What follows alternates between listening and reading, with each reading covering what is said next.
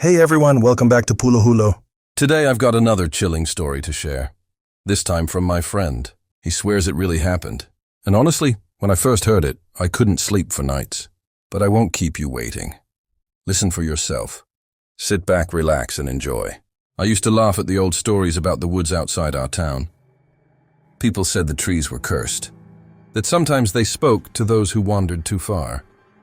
I thought it was just folklore to scare kids from getting lost. When I was 17, my friends Jake, Melissa, and Aaron dared each other to spend the night in those woods. No tents, no cabin, just sleeping bags and a campfire. Whoever chickened out first would buy pizza for the rest of the month. We hiked deep until the glow of the town disappeared, swallowed by shadows and pine. The clearing we found felt normal enough.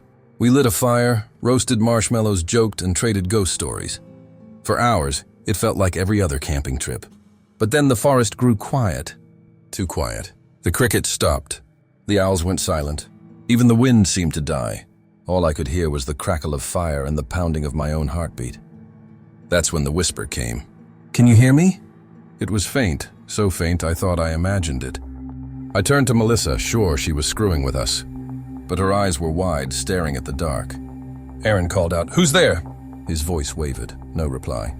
We tried to laugh it off. "Probably just the wind," Jake said. But then it came again. "I see you."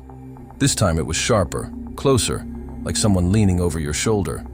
Jake grabbed a flashlight and swept it across the trees. The beam cut through fog, catching nothing but endless trunks. No movement, no figures, nothing. Still the voice lingered in my head. It didn't sound human. The cadence was wrong, too stretched, too careful. As if something was imitating words without fully understanding them. We should have left then. But none of us wanted to admit we were scared. So we stayed by the fire, pretending nothing happened. Around 2 a.m., Melissa whispered, "Do you guys hear that?" I thought she meant the whisper again. But no, it was footsteps. Slow, deliberate, circling just beyond the light of the fire. Branches cracked under weight. Dry leaves shifted. Jake shone the flashlight again. Still nothing. But the steps didn't stop. They circled us all night. The footsteps didn't fade with time. They multiplied. What began as one set became two, then three, until it sounded like we were surrounded. They stayed just far enough away that the firelight never touched them. Aaron stood up, fists clenched, shouting into the dark. "This isn't funny. Come out!" Silence. Then the whisper again, stretched and unnatural. "Sit down." I swear the fire dimmed for a moment when the voice spoke. Melissa grabbed my arm, nails digging into my skin. "That's not a person," she muttered. Jake swung the flashlight wildly, his breaths quick and ragged. The light sliced through the fog, but no eyes glowed back. No figures darted away, just trees. But the sound of footsteps, steady, circling, never stopped. At some point we realized they were moving closer. The crunch of leaves was no longer distant. Whoever, or whatever it was testing how near it could come without being seen. Melissa whispered, "Let's leave, now." We packed in seconds, throwing sleeping bags together with shaky hands. But the moment we stepped beyond the circle of firelight, the woods came alive. Branches snapped.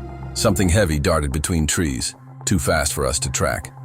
The whispers rose in a chorus, overlapping, each one with that same warped rhythm. "Don't go." "Stay. We see you." Aaron cursed, spinning in circles with his pocket knife raised. His face was pale, eyes darting at shadows. "They're all around us." Jake tried to lead, flashlight trembling in his grip. The beam caught flashes of fog, bark, and just once, something else. I only saw it for a second, but I'll never forget. A figure, tall and thin, its limbs too long, head tilted at an impossible angle. The moment the light hit it, it melted back into the dark like it was never there. Melissa screamed. Jake swore he imagined it, but I knew he saw it too. We ran. The woods weren't the same anymore. The trails we knew twisted into unfamiliar paths. Trees pressed close together, swallowing space. The air grew colder, heavy with the smell of rot. And the whispers, they followed. Sometimes from behind, sometimes ahead, sometimes right next to my ear, though no one was there. After what felt like hours, we stumbled into another clearing. I dropped to my knees, chest burning. That's when we noticed it. The clearing wasn't empty. There were circles in the dirt, strange patterns carved deep into the ground. Inside them lay objects, cracked bones, children's toys, rotting clothes. And in the center, a mound of stones arranged like a crude altar. Melissa sobbed. "What is this place?" The whispers answered in unison, loud and clear for the first time. Home. For a long moment, none of us moved. The fire back in our campsite was gone, and the clearing was swallowed by darkness, except for Jake's trembling flashlight beam. That word, home, still rang in my ears. Not a whisper this time, but a chorus. Layered voices that didn't belong to anything human. Aaron muttered, "We need to get out of here now." He stepped toward the tree line, but the forest shifted. I swear it shifted. The path we'd entered from was gone, swallowed by dense trunks that hadn't been there seconds before. Melissa clutched my arm, crying, "It's changing." "The woods are changing." Jake tried to be logical. No, it's just dark. We're turned around. We just need to retrace our steps." He swung the light, searching for a way out. But every direction looked the same. Endless trees. Fog curling low, roots tangled like veins in the dirt. We heard the footsteps again. Only this time they didn't circle us. They approached, slow, heavy, one at a time. Jake raised the flashlight. At the edge of the clearing stood a figure. It looked human at first, tall, thin, draped in rags. But its head hung too far to one side, the neck bent almost in half. Its arms dangled low, fingers grazing the ground. The light flickered. When it steadied, the figure was gone. Melissa screamed, clutching her mouth to muffle it. Then another figure appeared, on the opposite side of the clearing. Then another, and another. Within seconds, the circle of trees was lined with them. Dozens of tall, crooked figures, their heads bent, their limbs wrong. They didn't move. They just stood there, watching. Aaron snapped. He charged toward the closest one with his knife raised. But before he could reach it, the ground beneath him gave way. A pit opened, lined with the same strange carvings we'd seen in the dirt. He screamed as he fell, the sound echoing far deeper than the hole should have been.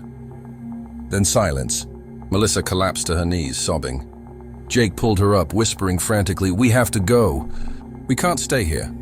We stumbled toward the only gap in the circle of figures. Somehow they let us pass. But the whispers followed, louder than ever, hissing into our ears. "Run! Faster! You belong to us!" The trees seemed to twist and bend, paths closing as quickly as they opened. My legs burned, lungs on fire, but we couldn't stop. And then, just as I thought we were doomed, we saw it. A faint orange glow between the trees.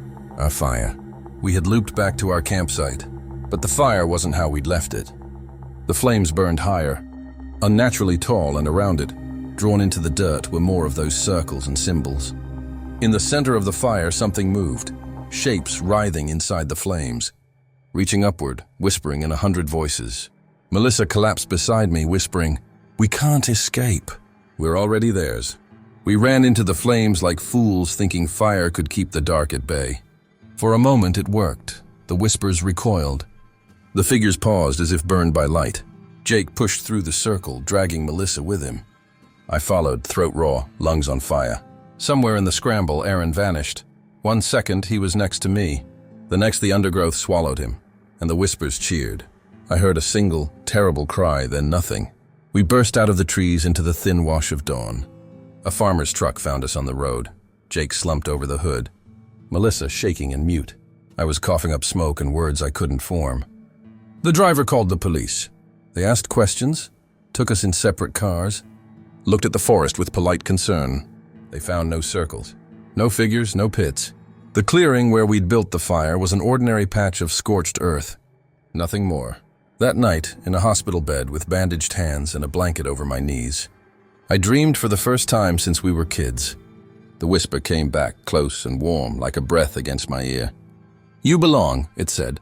When I lifted my hand to rub my neck, a line of 4 long, thin impressions marched across my palm, like the marks of fingers not quite human. They were fresh, tender, as if pressed there minutes ago. I washed my hands until my skin burned. The marks didn't fade. Sometimes, when the wind moves odd and low through the trees, I hear them again, soft and patient. I tell myself I'm safe now, that the woods are miles away.